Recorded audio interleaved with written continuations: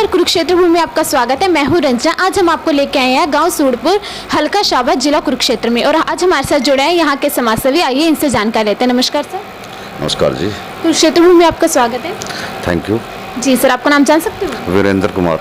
जी sir, तो जैसे आप राजनीति में आ रहे हैं तो सर आप कौन सा कार्य करना चाहेंगे? किस सोच को लेकर आप राजनीति में आना चाहते हैं? सोच तो हमारी एक तो लड़कियों की शिक्षा, जी एक लड़कियों के लिए जाने के लिए जो शाबाद या कुरुक्षेत्र जाते हैं उनके लिए प्राइवेट वाहन का प्रबंध करेंगे सरपंच आने के बाद। दूसरी है अभी एक जो गरीबों के बड़े हैं कच्ची कॉलोनी उनको पक्की करेंगे, उनके मकान किया है। एक खेतों की है अभी जो खेत के रास्ते सारे कच्चे हैं उनको पक्का करेंगे। जी सर, तो जैसे आप पहले भी राजनीति में रह चुके हैं तो आपका कार्यकाल जान सकते हो सर? मैं पहले हमारा भाई भी रहा सरपंच जी। तो सर आपने उस टाइम में कौन कौन से कार्य किए थे? खेल स्टेडियम का बनवाया उसको यहाँ गांव के अंदर, और पावर हाउस बनवाया, गाँव की गलियाँ का डिब्बाड़े भी कटवाए। जी, तो सर जैसे आप राजनीति में आते हैं तो गांव की महिलाओं के लिए आप सर कौन सा कार्य करेंगे? गाँव की महिलाओं के लिए तो बस ये तो एक पहले तो लड़कियों का ही फोकस है। लड़कियों के ऊपर जो कुरुक्षेत्र वगैरह शाबा जाती है, बसों में धक्के खाती हैं, उनकी सोच ज़्यादा है पहले। अच्छा, महिलाएं तो वैसे तो गृहिणी है यहाँ लगभग जो। तो जैसे हमारे युवा वर्ग है सर, वो अभी नशे की तरफ जा रहा है, तो उनको उससे दूर करने के लिए आपके कौन सा कदम रहेंगे? वो तो काउंसलिंग ही करा सकते हैं उनकी, तो उनको समझा सकते हैं, काउंसलिंग करा सकते हैं उनकी। किसी तरीके से कोशिश करें वो खेल की ओर ज़्यादा ध्यान दें, पढ़ाई की ओर ज़्यादा ध्यान दें। तो सर गाँव की आबादी कितनी है आपकी? लगभग 3000 के करीब होगी। आबादी 1800-1900 वोट है। तो सर तो जैसे राजनीति में आते हैं, सबसे पहला कार्य कौन सा रहेगा सर आपका? सबसे पहला तो हमारा टारगेट गरीबों के ऊपर ही रहेगा, जो मकानों का, बाड़ियों का। फिर दूसरा टारगेट रहेगा खेतों का इसका।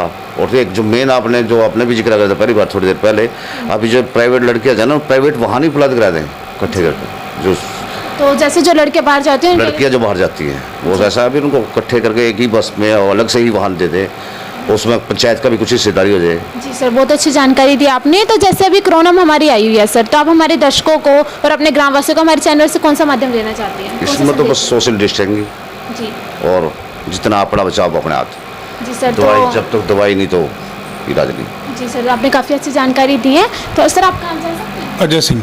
जी, तो सर आप राजनीति में आके कौन से कार्य करना चाहेंगे? देखिए, सबसे पहले नशे की जो आपने बात की, नशे को एक ही तरीके से सबसे ज़्यादा अच्छे तरीके से दूर किया जा सकता है, वो है शिक्षा। युवाओं को शिक्षित किया जाए कि नशे के उनके शरीर पे क्या दुष्प्रभाव हैं और भविष्य में नशा उनके जीवन को किस तरीके से तबाह कर सकता है। दूसरी जो बात है कि उनको स्पोर्ट्स की तरफ, खेलों की तरफ लेके जाएं, ताकि उनका ना कि केवल शारीरिक विकास हो, मानसिक विकास भी हो। क्योंकि नशे से सबसे ज़्यादा असर जो पड़ता है वो मानसिक जो इंसान की सोच होती है वो कमज़ोर होती है। तो नशा न केवल शारीरिक रूप से कमज़ोर बनाता है, मानसिक रूप से भी कमज़ोर बनाता है। तो शिक्षा प्लस स्पोर्ट्स।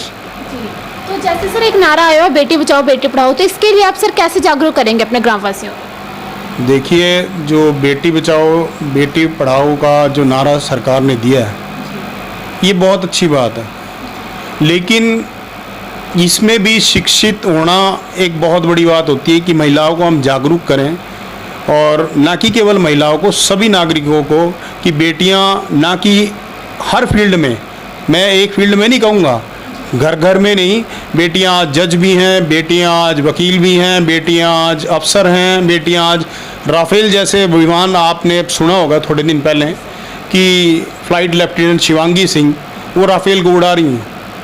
तो बेटियां किस तरीके से माँ बाप का नाम रोशन करती हैं, इस चीज़ को लेके इन तथ्यों को लेके जनता को जागरूक किया जाए।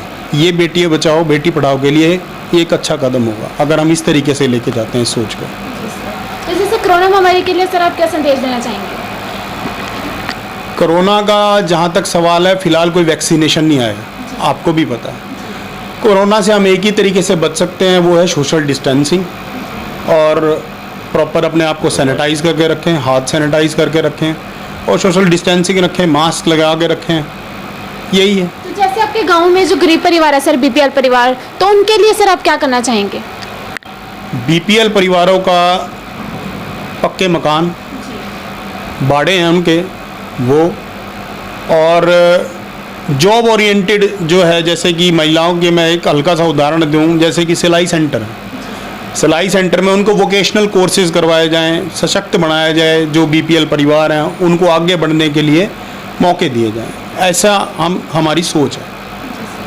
तो बहुत अच्छी जानकारी दी है सर ने। मैं एक बात और कहनी है, जी बोलिए सर। जो बीजेपी की जो सरकार है ना, इन्होंने किसानों को तो बिल्कुल ही जी आपने नाश कर दिया। हाँ जी, तो सर इस बारे में आप क्या कहना चाहेंगे, जो अभी काफ़ी टाइम से चल रहा है सर, ये जो किसानों को काफ़ी मुसीबतों का सामना करना पड़ अब रहा है। सरकार चाहा तो इसने एमएसपी ना बिल के अंदर ले इसका, जी लेकिन वो बिल से बाहर ही निकाल रही, सुनो निकाल के रख रखे सुनो बिल से बाहर। अगर एमएसपी ना उसके अंदर ले आओ तो कोई दिक्कत ही नहीं है।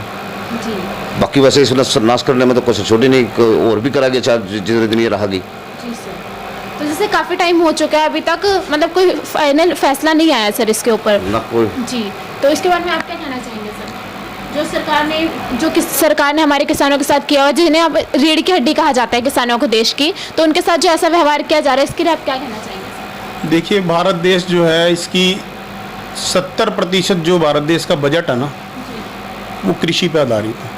बजट का 70% हिस्सा जो है वो कृषि से आता है, और ये सरकार किसान की ही रीढ़ तोड़ने पे लगी हुई है। ये जो 3 अध्यादेश आए हैं, ये किसानों की मौत का फरमान है। पहला जो अध्यादेश इसमें है, कि मैं विस्तार से तो नहीं कर सकता चर्चा, लेकिन ये तीनों अध्यादेशों में कोई भी एक ऐसी चीज़ नहीं है जो किसान के हक की हो। तीसरी बात, जो अभी एमएसपी पे बात हो रही थी, इस बिल में एमएसपी का कहीं जिक्र ही नहीं है। ये लोग एमएसपी से बचना चाहते हैं, इन्हें पता है कि एमएसपी से इन्होंने बचना है, एमएसपी से बचेंगे तभी तो जो पूंजीपति वर्ग है तभी तो उनको फ़ायदा पहुंचाएंगे। इनका एक ही ध्येय है कि पूंजीपतियों को फ़ायदा पहुंचाना है, बस।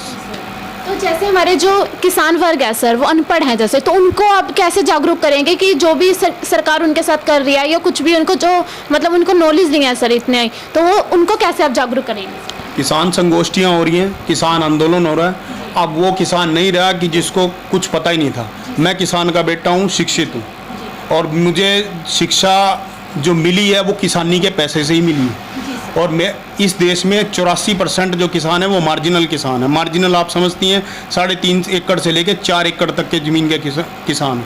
बच्चे अब पढ़ रहे हैं, ऐसी बात नहीं, किसानों के बच्चे IAS IPS तक बन रहे हैं। आपने देखा होगा सोनीपत के किसान के बेटे ने IAS में टॉप किया।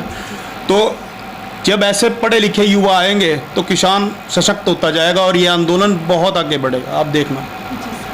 तो झूठ की राजनीति है इनकी, बीजेपी की, वो कुछ नहीं है। जी, तो ये थोड़ी देर में समझ में आ जाएगी, अब ये भी नहीं आगे आ जाएगी। ठीक है। तो सर ने काफ़ी अच्छी जानकारी दी, बने रहे कुरुक्षेत्र भूमि के साथ, धन्यवाद। तो जैसे हमारे राष्ट्रीय त्यौहार आ रहे हैं सर, उसके लिए आप अपने ग्रामवासियों को क्या संदेश देना चाहेंगे? सभी को दशहरा, दिवाली, नवरात्र की हार्दिक शुभकामनाएं। जी सर, तो आप क्या कहना चाहेंगे सर? मेरी तरफ से सभी को दशहरे की, दीपावली की और नवरात्रों की हार्दिक शुभकामनाएं। माँ भगवती सबके घर में संपन्नता और खुशियाँ लेके